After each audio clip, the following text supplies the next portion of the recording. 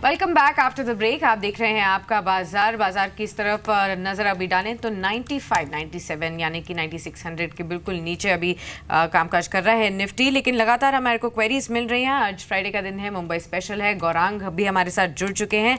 Gaurang, break पे जाने से पहले मुंबई की ऋतु से हमने बातचीत की। उनका सवाल था कोल इंडिया पर, जहां पर 200 शेयर्स वो होल्ड करती हैं। 284 के लेवल पर इन्होंने खरीदारी की है, तो डिक्लाइनिंग ट्रेंड में इन्होंने खरीदारी की है और इनका लॉन्ग टर्म नजरिया था। क्या सलाह देंगे आप इनको? एटीएम पिन डाल। शुक्रिया साक्षी और सभी को सुप्रभात हमारे तरफ से। हमारी कवरेज है, ये डिस्क्लोजर है। लक्ष्यांक जो हमने निर्धारित किए हैं वो करीबन 360 से 380 के, लेकिन ये लक्ष्य पाने के लिए इनको जो समय सीमा है वो 1.5-2 साल की रखनी पड़ेगी, क्योंकि थोड़ी बहुत दिक्कतें हैं कोल आउटपुट को लेकर के और कोल की जो धुलाई प्रक्रिया होती है उसको लेकर के। अब इस परिस्थिति में दो चीज है, या तो ये नजरिया लंबी अवधि का रखें, पहली बात, और दूसरी बात क्योंकि ये सरकारी कंपनी है तो डिविडेंड पे आउट रेशियो भी अच्छा होता है, तो ये दो चीज ध्यान में रखें। और रिकवरी प्रोसेस पर भी जो खबरें आती है उस पर भी नजर रहनी चाहिए। जी, तो आपको रणनीति बताई गई है और आप कोल इंडिया बने रह सकते हैं। डिविडेंड पे आउट अच्छा है, अगर आप समय भी देते हैं तो डिविडेंड के तौर पे ही आपको अच्छी इनकम इसमें से मिल सकती है। एक शेयर पर नजर डाली, वो है इगाराशी मोटर। एकाएक इसमें बाइंग आई है, 3% का एक स्पाइक आया है और 1120 के स्तरों पे शेयर पहुंच चुका है। इनफैक्ट जिन भी स्तरों पे शेयर अभी कामकाज कर रहा है इसका नया 52 वीक्स हाई है। एकाएक तेजी इस शेयर में देखने को मिली है और नए ऊपरी स्तरों पर ही ये शेयर अभी कामकाज कर रहा है। बातचीत करने के लिए हमारे साथ जयंती हैं जो कि मुंबई से मौजूद हैं। जयंती जी नमस्कार। जयंती आप सुन पा रहे हैं? हेलो, हाँ सुन रहा हूँ। और मेरा ये कहना है कि पेट्रोनेट मैंने लिए हुए 423 से 330 शेयर्स, ये खरीदारी तो मैं उसे खरीदी की हुई है। और एक्चुअली क्या है कि इससे घोषणा भी हो गई है कि डिविडेंड मिलेगा और बोनस भी मिलेगा।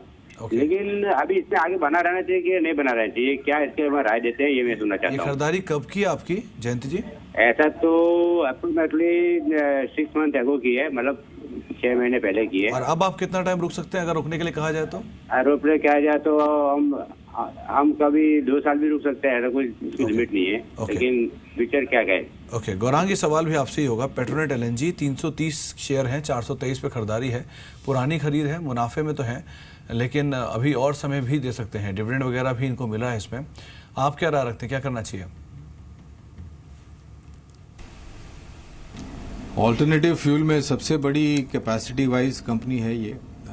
साउथ इंडिया में जो फैसिलिटीज़ थी और दिक्कतें थी उसको सुलझाया गया है कंपनी के मैनेजमेंट ने, और दहेज में नया निवेश भी किया है, विस्तार किया है, इन्होंने कैपेसिटी बढ़ाई है।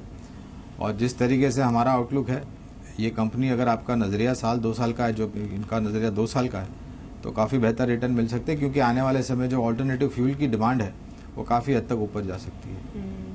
ठीक है, एक और सवाल की तरफ आगे बढ़ते हैं। मुंबई से मनन हमारे साथ फोन लाइन पर जुड़े भी हैं। नमस्कार मनन, पूछिए। हेलो जी मनन, बताइए क्या जानना चाहते हैं आप? पंजाब एंड सिंध बैंक लिए है 2500 से 61 की परचेज। कितना समय आप देंगे अपने निवेश पर? अभी 2 मंथ बाकी है। 2 से 3 महीना? हाँ ठीक है। शॉर्ट टर्म का नजरिया है इनका रुचित, और हालांकि अगर चार्ट्स देखे जाएं तो बीते 1 साल में काफी साइडवेज मोमेंटम देखने को मिला है और इन्होंने जहां खरीदारी की है वो काफी ऊपरी के लेवल्स थे। अब आगे जाते हुए अगर इनका शॉर्ट टर्म का नजरिया है तो क्या राय होगी?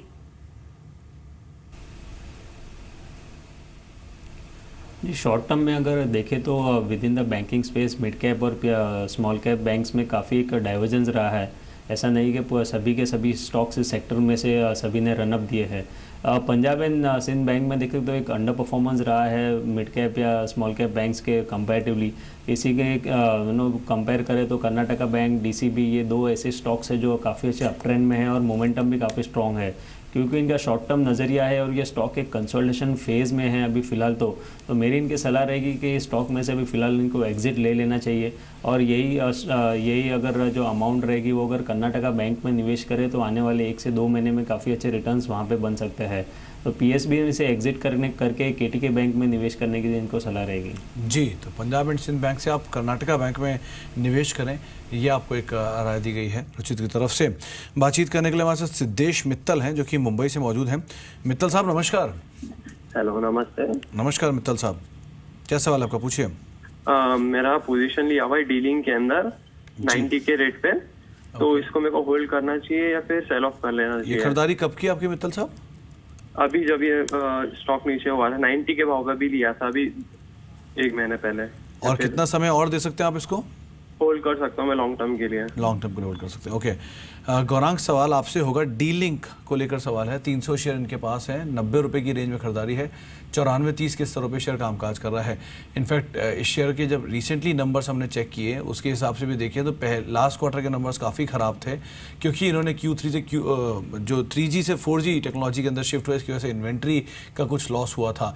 लेकिन गोइंग फॉरवर्ड मैनेजमेंट की गाइडेंस काफ़ी स्ट्रॉन्ग है आने वाले नंबर्स के लिए। आप क्या राय रखते हैं डीलिंग को लेकर?